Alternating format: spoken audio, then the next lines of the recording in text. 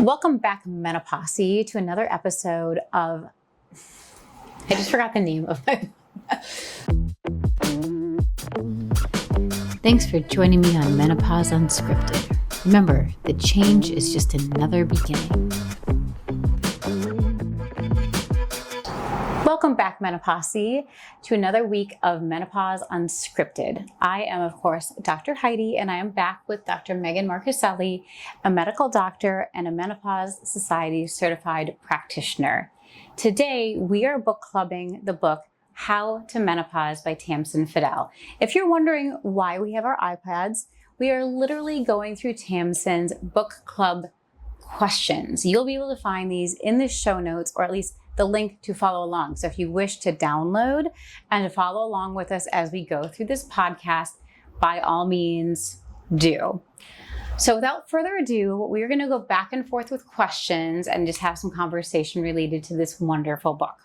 So, Dr. Meagan, hot seat. Who taught you about menopause? Great question, and no one. So not my mom or my grandma or my medical school.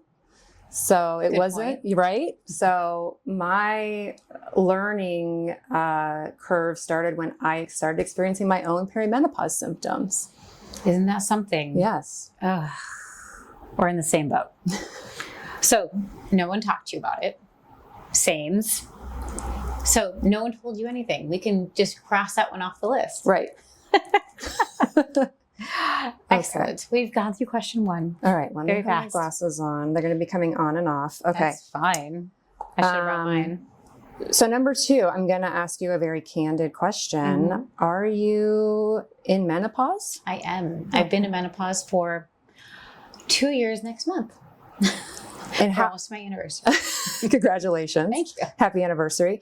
How did your doctor react to it or help with solutions?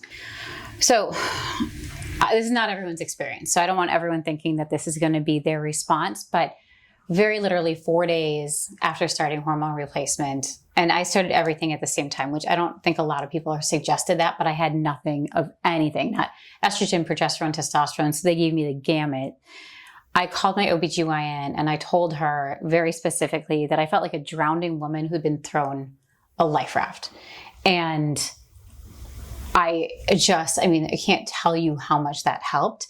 So I was really lucky that I had doctors who forewarned me about it, talked to me about it. But the stories I hear in clinic every day and from my friends and people around me is that no one is talking to them about it, including their medical providers. Mm-hmm. And as you already said, we don't learn about this in school. So it's hard to say that like the doctors are at fault because they don't learn. We aren't taught about it by our mothers or other family members. So they're not at fault. It's just a societal issue that we need to correct, right? Right. So hard stuff. I was lucky, but that again isn't everyone's response. And also that's part of what really drove me to wanting to be someone who talked about it with their patients and learned more and was a better educator. Mm-hmm. So, you ready for the next one? Yes. What are your burning questions about perimenopause or menopause? Burning, an operative word. Well, I'm pretty educated now, so I don't have a lot of burning questions, but before I learned, if I would have read this book, I think my burning question would have been about hot flashes. Burning for real. That was one of my biggest symptoms during perimenopause. And mine, in my experience, there was like a brief period that mimicked what I would feel if I was going to have a panic attack. When I was younger, I had some panic attacks like through college. And all of a sudden I was feeling that feeling again. And then a minute after that, I would just start profusely sweating. And I didn't know what was happening. So I thought maybe it was a resumption of like some kind of anxiety. But you know, doing some of my own research, I realized I was having hot flashes.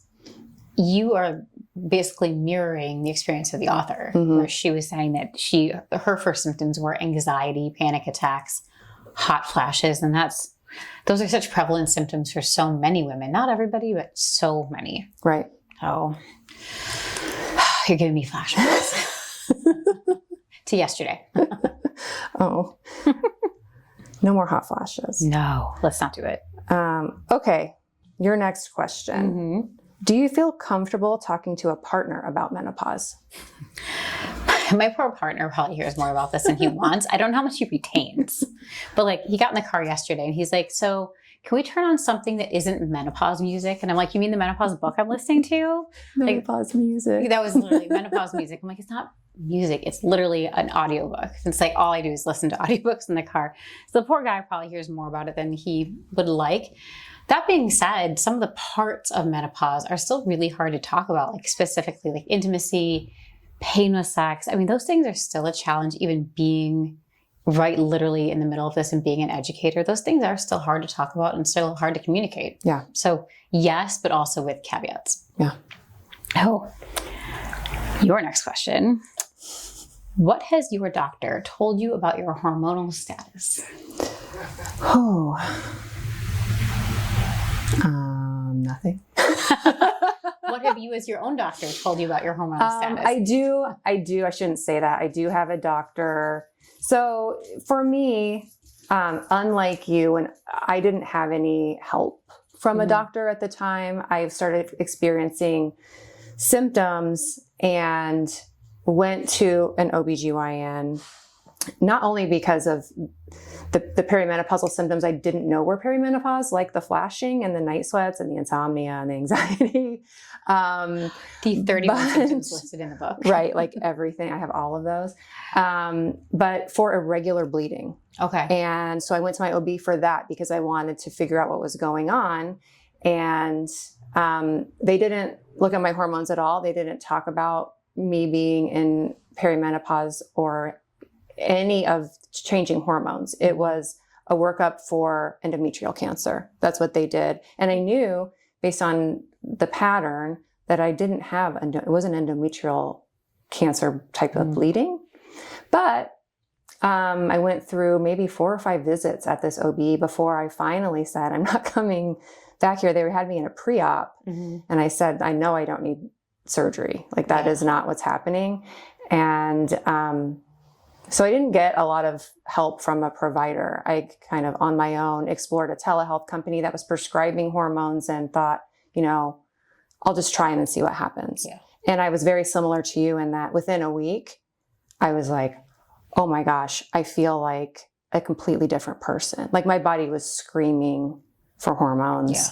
So yeah, since then I've had testing, right? I'm also on testosterone. So I get my testosterone checked. I've do an annual, check my estradiol, check my progesterone. So I kind of know where things are, but no one really helped me, unfortunately. That's so many people's, experience, and so many people who come in here, and you probably hear the same thing. It's like, I learned about this on TikTok. Yeah. ChatGPT told me. God, whatever. It's like, and that's great, but you worry about like, are people getting actual information? But so many people are having to self-diagnose to actually get help and advocate with themselves that it really makes me bummed out. Mm-hmm. Oh, scrolling down, we're into the while you read questions. Those are all the pre-questions. All right. Okay. In the introduction, Tamsen introduces the fears and feelings that menopause can trigger. Do you have feelings about menopause? Lots of feelings. If I go back to like basically what she's talking about, and for a woman coming into this and experiencing, changes in the first couple months or first couple weeks of like, because now so many people know what to look for. Something she said did resonate. Like, am I getting old? Am I now an old person, right? Or am I now a sick person? Yeah. So like none of those are true. I think for a woman, getting control of your health in this period is really liberating. I think that's super fair. And there's so many people out there who are talking heads on social media that are really trying to change the narrative, right, about going into menopause, that this is like a rebirth or the second half of your life, and this doesn't have to be fearful, but you do need to know what the heck is going on. Right. So you aren't fearful. You actually have information so you can carry on. Mm-hmm. So I'm back in the hot seat. Okay, let's see here. In Chapter 3, Tamsen researches the long-term health consequences of menopause. Will this help you speak with your doctor more openly about them? It has. And again, prior to this book, but for people who don't know about this, there's a really great way in here, like great ways to, I think, talk to your provider. And one of them, I think, is talking to your provider about HRT and whether you're a candidate, whether it's appropriate for you, and having more information about that, and not just, the different methods of taking it, but also vaginal estrogen. And so many people don't think that they're a candidate for any hormones at all for various reasons, but almost everyone is a candidate for vaginal estrogen. And one of the things that I think is so important to know about that is that so many of the symptoms of GSM that people come in to see me for as a physical therapist, they can avoid those things simply by using a topical cream that almost everyone can use regardless of their other health stuff. The other thing I think is really important that she talks a lot about is cardiovascular health. And a lot of people not realizing that there is kind of a risk benefit here to not having enough estrogen anymore. And you might be more likely to die of cardiovascular disease than something related to taking hormonal therapy. And I think that those things are things that people don't know. And I know when I went on HRT, one of my girlfriends very literally was like, why are you taking that? You're going to die. And I was like, what? She's like, you're going to get a blood clot. You're going to have a heart attack. You're going to get breast cancer. And I was like, old news sister. I love you, but no, that is all, but people don't know. And you and I are in the middle of this vaginal vortex, literally, there's the bottom of the V, we're down here, but you take one step outside of that and no one knows. And so I think books like this, especially written from a patient's perspective, but with a lot of authoritative figures and people who are really knowledgeable, will help give women the ability to know what to talk to their doctors about and just spur those conversations. Yeah. And also know when their doctor themselves needs more education. Right. I mean, she does a great job, I think, of laying out what the true risks are, who the true contraindications. I mean, if people don't know that, she does a great job of saying exactly who is not a candidate and who then is everybody else, right? So, and that is a conversation to have with your provider. And if they're not educated on the true contraindications, maybe this isn't the provider for you to get HRT from. And it's hard really if you have providers too who you bring it up with them and they're the ones who are immediately shutting you down. Yes. And it's that's a real, to me, it's a red flag of if they're just shutting the door and not willing to have the conversation, that maybe you need to talk to somebody else because that person needs to get on with now the updated info versus the old stuff. So. Right. Okay. My screen's black. Put your glasses back on. Refresh your screen. All right. You didn't know we were going to be using our iPads today. Good thing you brought yours. Okay. So I'm going to ask you then. Did you, I'm going to put it in past tense, have a list of questions to ask your doctor when you started MHT? I did. I had a long list of questions, and I love that my doctor's form, when you go in for an appointment, it literally gives you a space on the intake form for that visit where you can say, what do you want to talk about today? Because it literally is on the thing, what are your top 3 topics you want to talk about today? Which I think is great because for someone like myself who kind of comes in guns blasting to a session, I still like that section because it helps me collect my thoughts. But I've asked so many questions about neurodegenerative disease because I have a family history of dementia and I have brain cancer. History of it, well, it's whatever it is, there's the brain cancer. And I have lots of questions about neurodegenerative disease, diabetes, cardiovascular disease. And I was very fortunate, again, the fact that I had people that were willing to answer those questions, have long appointment times, and also in between sessions, if I came up with a question, were actually responsive. But most of mine are about neurodegenerative, cognitive stuff. Obviously, all the symptoms I was having. I mean, for me, the biggest symptoms I was having were the initial ones were I felt like my brain was failing me. And I was having a lot of hot flashes too, which was horrible, especially the middle of the night ones. But I was terrified that maybe my brain cancer was back or something else was going on, because my brain function just declined so much. And like I said, they were scared about it too. It's like, is this the brain, or is this hormones, or is it the combo? And I felt so lucky that they were willing to have those conversations and address it very immediately. But those have been my biggest questions and were mine going into it. But I'd say a very close second was hot flashes, because it was miserable. Like 2:13 in the morning every night, I was waking up just like profusely sweating and having to like pace around, because the hot flashes then make me have anxiety. When I have like that middle of the night, like my brain wouldn't shut off, but it was because I was burning up and sweating through my sheets. It was horrible, you know? So that was definitely the close second that I wanted to talk to them about. So where are we? I just totally lost my place. Number 5. Oh, there it is. Thank you for directing me. Speaking of brain deficits, how does learning more about what your body is going through during peri and menopause affect the way you think about what's possible for you? That's a tough one.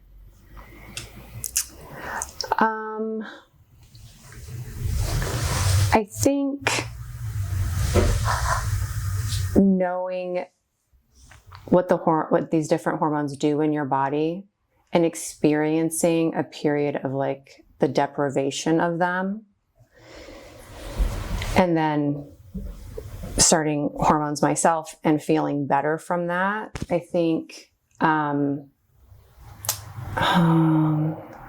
it has shown me that with treatment, for me, I'm able to, so let me give you an example. So I was having a lot of musculoskeletal pain that I didn't know was related to perimenopause. I thought it was from exercise and not really recovering properly. I was going to sit in saunas. I was going to not cold plunge, but cryo, and like doing a bunch of things, wearing the pneumatic things that you wear on your legs. The Normatec. Yeah. I was doing all of that, and I was just like, I'm just working out too hard. But that's not what it was. I mean, it was this musculoskeletal syndrome of menopause that I did not know until I took the hormones, and this pain went away.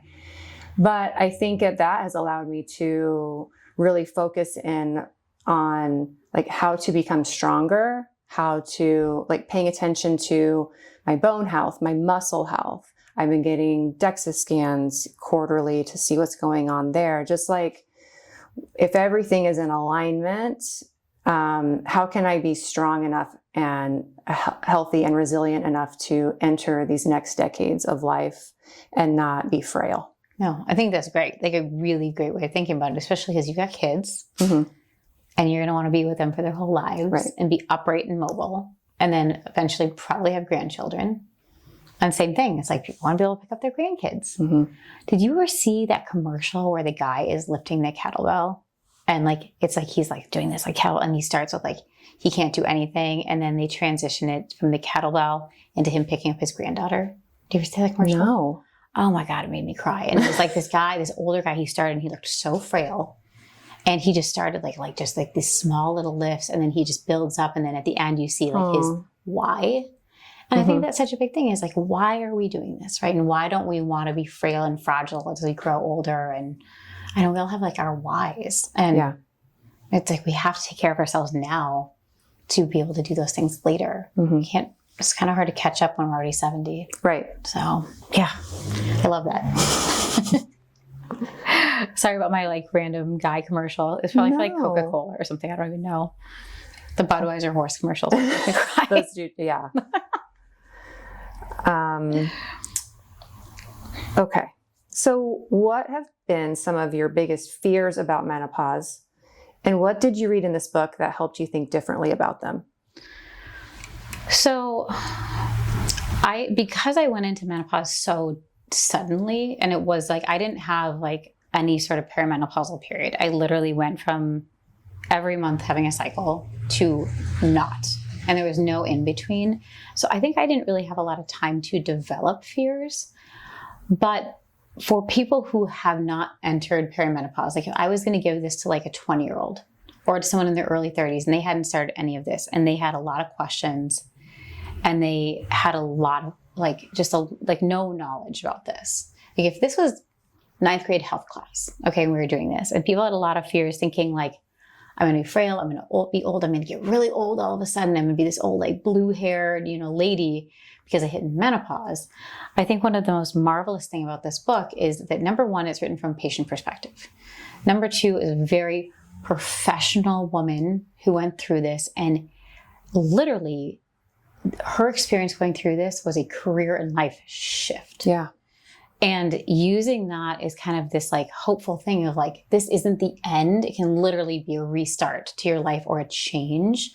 And the number of women I know who are older, like 40s, 50s, 60s, 70s, who have experienced this and done a total about face and have found a new career, new passions. And it might not be career. Maybe like they're doing something that they've never thought they're going to do, travel, whatever it is. I think that this book gives a lot of hopefulness that like, if you can figure out what's going on with you and and you have the knowledge and you can do something about it, that then the rest of your life can be truly wonderful and great, and that this isn't the end. And so I think that this book is a very hopeful read, which I really liked. Yeah. Not fear-mongering. No. So informational. So yeah, I agree. We need more of that. How much did you know about perimenopause and menopause before you started experiencing symptoms? I think I already know this answer.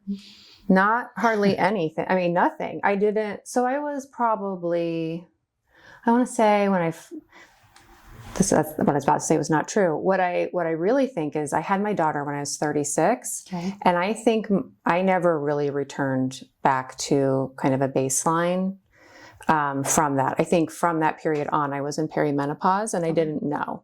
So you really did the kind of pregnancy to perimenopause. Yeah. Which I think there's so many women who've gone through this and they don't even know. Right. Oh, spoiler alert. I don't know what order these are going to air in, but the first person we talked to today was specifically somebody who, from the patient perspective, was talking about exactly this journey. Mm-hmm. Oh, because interesting. There's so few people who know about it and so few people are willing to talk about it or acknowledge the fact that that's it.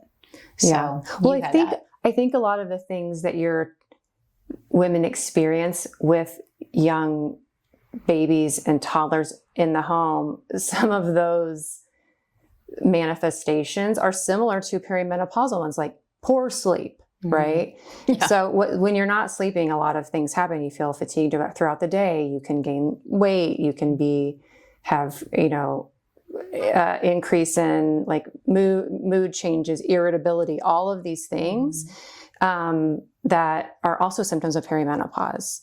So I just never got back to feeling like I did before I had my daughter until I started taking hormones. And I tried some other things like I did because I was having this irregular bleeding. I tried birth control. I tried the NuvaRing. I tried a couple of things and they didn't correct any of that. It wasn't until I started hormones that I felt better. Like, I can't remember what your question was. No, you're good.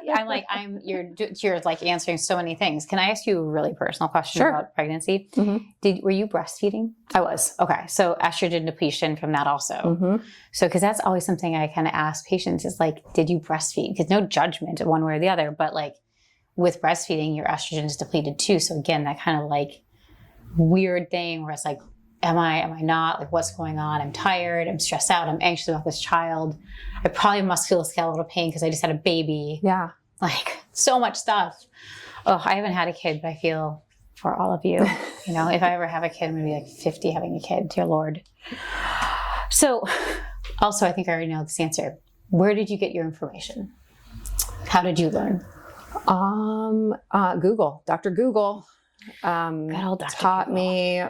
And it was just like, what are these? Here's a cluster of symptoms. What could this be? And of course can be terrible things. And then maybe it's hormones. And so that prompted me to go back. Like, again, the only name in the game at that time was Winona, the telehealth company. Mm-hmm.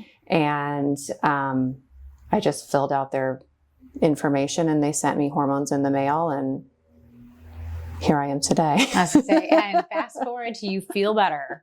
Okay, let's go to question 3. So in chapter 3, Tamsen interviews several doctors about how much education about menopause they received in medical school. Were you surprised by their answers?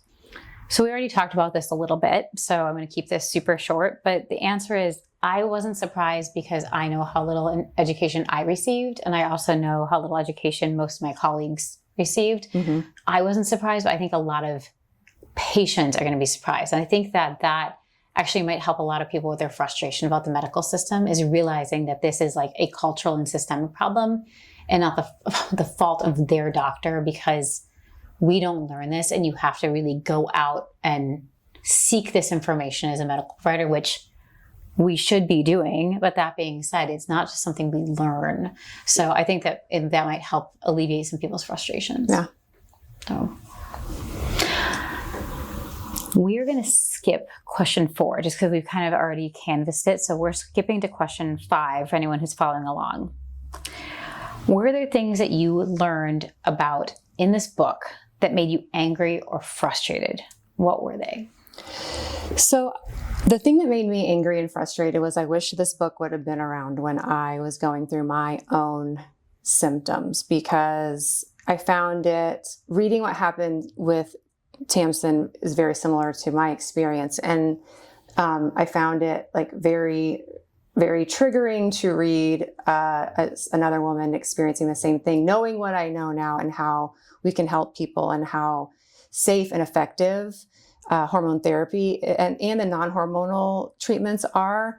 It was frustrating to think back about what I had gone through personally, and that I suffered, and that women suffer needlessly when there is care available. FDA approved care. Yeah. Right? It's, like, this isn't hogwash or like speculation. It's like, this is proven, studied care, right? Yes. And it's a very frustrating thing. It is. Hopefully we can fix it between you, me, and the rest of the world. I think we're doing that. I think we are. What strategies for improving sleep do you want to try? So let me tell you about what I am trying, and I'll tell you a little bit about my sleep routine, because I've been going through this now for a couple of years. So number 1, I take my progesterone right before I go to bed, and that has been really helpful for me, is to take that right before bedtime. Number 2, I try to get all my devices at least an hour before bed. If I scroll, I don't sleep. Literally don't sleep. I use a blackout like eye mask. So even if my partner's still up and around, and I have sleep trained myself to audiobooks, and I listen to something I've already listened to. Okay. So like, I can't listen to something new that I want to stay awake to. I need to already kind of know the story. But the eye mask I wear has Bluetooth earbuds in it. And so I will literally just listen to the audiobook like I'm listening to a bedtime story. Literally, it's like hearkening back to childhood. It's blackout, and I use that as part of my bedtime routine. And like, I love this thing so much that it survived the fire, because I brought it with me knowing I might not be able to go home the night the fire happened. Mm-hmm. So I brought it with me to work because I love this thing so much that I don't travel without it. I will like forsake something else to bring it with me, because I can sleep other places if I have my own pillow and I have this sleep mask. Like they go everywhere, like Portugal, Florida, friend's cabin, office. If I think I'm sleeping here during the fire, it doesn't matter. It goes with. And that is a huge part of my sleep routine. Another thing is I use a cooling sleep mat. And specifically, I use Chili Pad, and I mention them because number 1, I love them. And number 2, after the fire, they were so kind as to send me a new one. Oh, that's great. I messaged them and I was like, I am obsessed. I lost it. Can you send me one? And they sent me a brand new one, which was like, I mean, that's awesome. So kind, like such a nice company to do that. And I've now been using one since 2020. So it's been like a good 5 years. And I can set this thing so that I can have all of my blankets on top of me and have that weight. And I stay cool because it's running the water underneath me. So it's like, I can't sleep if I'm hot because, again, hot flashes and temperature regulation issues. But I can have I have a very elaborate routine. It's like no screens, blackout eye mask, progesterone at night, Chili Pad, sleeping. So it's kind of hitting all of the things. And Like that's my routine, which sounds really elaborate, but it works for me and I sleep. So I'm not gonna poo-poo it. And even if people tried part of that, I think that it might help them with like some of those symptoms they're having, whether it's audiobook for anxiety, the sleep, like the darkness of the room, the temperature, just things that people could try all or part of. Yeah. I mean, I want a chili pad now. You just sold me. I'm getting one. I literally it's kind of an expensive investment, but like I sleep. So it's pretty great. It's pretty great. And like I think they're a really good company too. Okay. So awesome. It's like my little ad for them. Anyways, what did you learn about the links between peri and menopause and mental health, as well as cognitive health? We already know what I had. What do you think? So I think it's something that's important for a lot of women. I think a lot of people in general have experienced some mental health issues, right? Whether it's anxiety, depression, panic, whatever it is. And maybe as they've gotten older, have gotten a handle on that, whether it's through medication, therapy. Sometimes you've completely, you don't have a diagnosis anymore. And when your hormones start to change, things can start to come back. Or if you already have something, it can become worse, like anxiety or depression or mood swings. Symptoms of anxiety and depression around your period can get worse because, right? So I think it's important for people to know, because that's a very prevalent symptom, is mood changes for women in perimenopause and menopause, and to understand that it could be a new diagnosis, it could be a recurrence, that using hormones can help you get through that. Now, they're a substitute for mental health care, like talk therapy or antidepressants, if that's something that you need. But parsing out like what is actually happening to you with your provider is very important. And knowing, like, again, is it hormones, or is it your brain with that hormones, or is it something else? Because like you said, it can bring stuff back. And I think a lot of times women are dismissed. Right. Because they're just like, well, you've got anxiety or you have depression, and it might not be those things. Maybe it's just your hormones. And I don't know how many times you get women who come in and they're like, my husband just thinks I'm rageful all the time. Like the rage specifically is the thing. And like, I think men need to know this too, that we're not crazy. We're just in this like very transitory, tumultuous time. Right. We don't hate you. We just are rageful. One of the specialists that talks in the book talks about a way that I also employ with my patients to kind of work through this. And if you're taking an antidepressant or some sort of medication, then adding hormones, and then once you're stabilized and like, I feel better mood-wise, I feel great, and I want to come off my antidepressant, then you can start to taper off your medication and see how you feel. Like there is a way to do it where it's not all or nothing antidepressants or hormones, right? There's an art to doing it and finding out, like what you said, is it my hormones? Is it a mental health problem, or is it kind of a combination of both? Yeah. That's, I think, really smart, because I think a lot of people don't know that maybe they don't need to be on both those medications, but how do I know, and how do I taper off one or titrate or whatever to get to where I need to be without having to take meds to chase meds. Right. Oh. Well, there were there's like duplicate questions. So number 7 and number 8, just for those of you who are following along, they appear to be the same question. So do we want to bounce to number 9? Okay. What are 1 or 2 ideas you're taking away from the chapter about movement and building muscle? So really important is moving your body and finding something that works for you, whatever that is. But it needs to be something that's weight-bearing exercise. So it doesn't necessarily need to be like bodybuilding weights. I mean, if you want to do that, great. But that people need to be loading their body and moving. And it's kind of a use it or lose it sort of a thing. And I think that people really need to understand that that's like a lifestyle thing. It's not like you can't do this for a couple of weeks. It's like, this is a lifestyle thing. And if we want to be like we talked about earlier, be able to like walk our kids down the aisle and lift our grandchildren, whatever, we need to be starting to do that now. It's going to help to keep us from falling and keep us out of the nursing home, and realizing that people need to realize it needs to start earlier. And then we need to be continuing that on with the rest of our life, because it's going to help all of our symptoms. Right. Like the metabolism thing. And if we have more muscle and more lean muscle mass, now it's going to help our metabolism. So we're not getting that post-menopausal weight gain that so many people experience. But also that it's just about its longevity. It's our latter half of our lives being better and being more mobile. And also, you already mentioned musculoskeletal syndrome of menopause, like having less of that because we're building these things earlier. And I think that for people who are reading this, especially people who have not gone into perimenopause or menopause, knowing that these are things that they can be doing before this age hits to help to combat it, that you can actually do something and have some say over what's happening to you. Right. So, yeah, I think it's, sorry, you're gonna have to edit that out. it's all good. I think that younger women should have a grasp on the fact that it's really hard, especially once you've gone through this transition, it's hard to build muscle, and it's hard to rebuild bone that you've lost. And so starting in your 20s and early 30s to do weight-bearing exercise and pay attention to like your musculoskeletal health will really help you through this transition and prevent frailty in the future.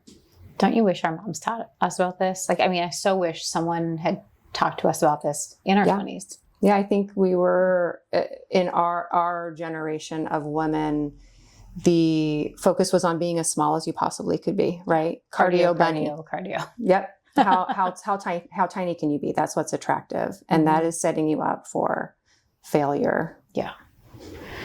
Strong, healthy, not skinny. Yep. Okay. This is a hot button one. And I'm glad I'm asking you this. Okay. I don't even know what it is because my screen's black. That's all right. What modifications to your style or beauty routines do you want to try? Tamsen talked a lot about her closet, which I think is great because I love to organize everything. Yeah. But I'm glad I'm not having to answer this one. So I can tell you personally, she talks a lot about like hair and makeup and clothes. But aside from what she said, something for me, I would love to go and like get a mature woman like makeup tips. Oh, nice.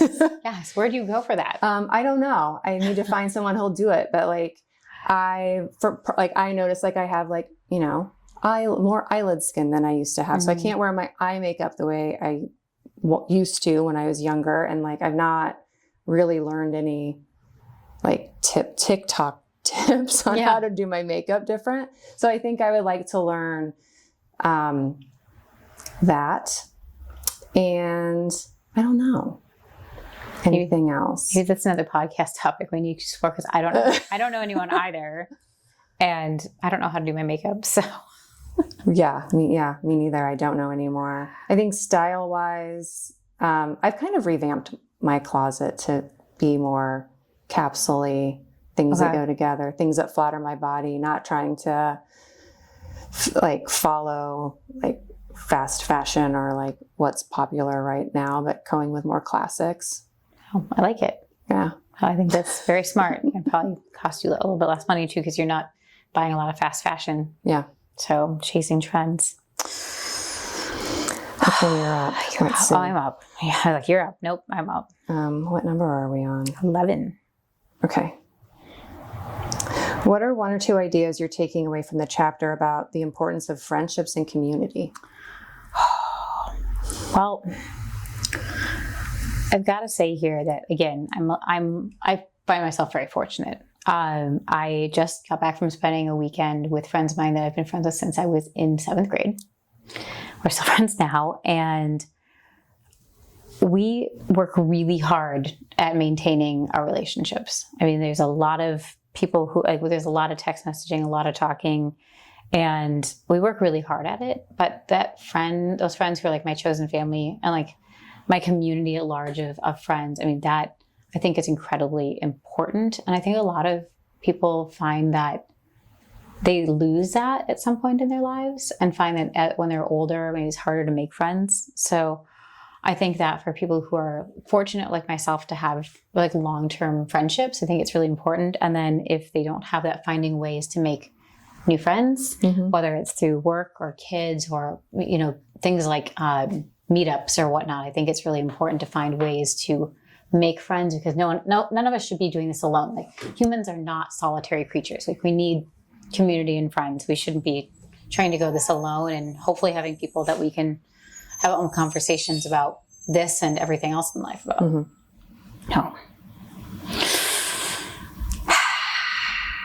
I've got another one for you. Okay. Just throwing hot balls your way. In what ways has peri and menopause affected your romantic relationships? I really got lucky with asking you the first questions. Well, so candidly, yes, I have experienced a decrease in libido going through this phase.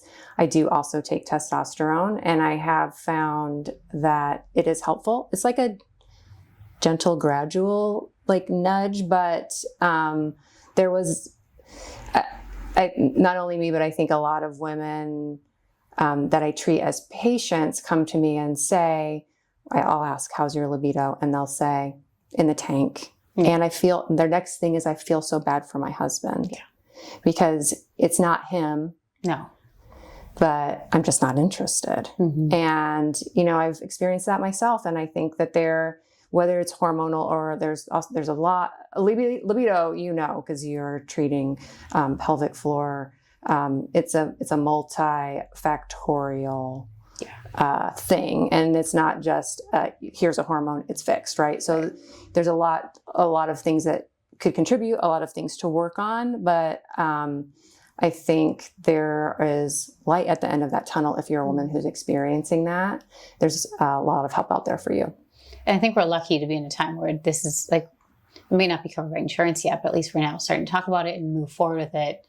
And there is more help and hope and more conversations about it. Like Sex with Emily, that podcast that came out during like COVID, I think really helped in driving that forward. And I think that we're lucky that we're in a time where we're treating people who are like, we know how can have conversations, and for ourselves as well, with being menopausal people and, you know, being practitioners. We have ways to talk to our patients about it too. Yeah. Whew. You're on 13. We're almost done, people. Promise. Okay. How has perimenopause affected your performance at work? Has anyone in your group considered changing jobs or careers now? Yeah, well, again, hot flashes have been difficult with work. Also, like, just frankly, some like increased fragility on my own of things like old injuries that have kind of come back and like are just annoying. Like, despite everything I'm doing, like I've got a wrist injury going on right now that is just annoying and nagging, that in my 20s probably would have healed by now, but you know, now it's just not. And that definitely affects my ability to like do manual therapies.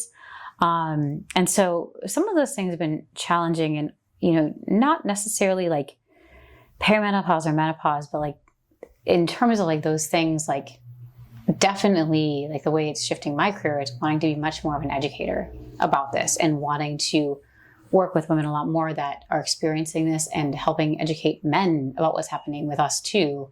So I think that's probably the biggest career change, is like kind of what Tamsen went through too. It's like going through this and it was terrible. And I was lucky to have help. And now it's like, I want to kind of almost pay that forward, I think more so because of going through the experience and being highly empathetic. Same for me. Yeah. We are running short on time, so we're going to skip questions 14 and 15, but we're both going to answer question 16. And that question is, what are some of the aspects of menopause that you are now looking forward to as a result of reading this book? And I'll go first, and I'm just going to make this short because the answer is very long. And for me, it's working through sexual pain issues and getting on the other side of that, so that can be something that stops affecting me so much and can help improve in my relationship, because the sex and pain has been incredibly frustrating and hard on my relationship, and has absolutely nothing to do with my partner. He's fantastic and fabulous, but having this issue definitely affects us. And so I'm really looking forward to getting on the other side of that. Yeah.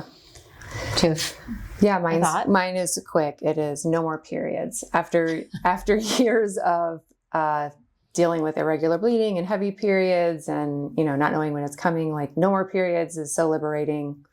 So that's what I'm most looking forward to. I love it. No more tampons just floating in your purse. No. That's great. Well, thank you all for being here again. And thank you, Dr. Meagan, for coming back and doing book club with me. Thank you for having me. I really appreciate this. It's so much more fun doing this with a partner. Yeah. It really is. So if you liked this, come join us again next week for another podcast, but also next book, I'm not sure if it'll be in October or November, but look out for it. We'll post, is going to be Come As You Are by, hopefully I'm saying this right, Emily Nagoski. So Come As You Are by Nemily, now I'm really not saying it right. Emily Nagoski, and that's going to be their next book. So look forward to that. Pick it up, start reading it. If you liked this, you can join us for that book club as well. And I hope you guys all have a great week. Now I have to end with the bullying stuff. While I am a doctor, I am not your doctor. This podcast is for entertainment and educational purposes only. If something in today's episode resonated with you, please bring this to your own healthcare team and self-advocate. We always are promoting that. I cannot wait for you to join me on next week's episode of Menopause Unscripted for another hot topic.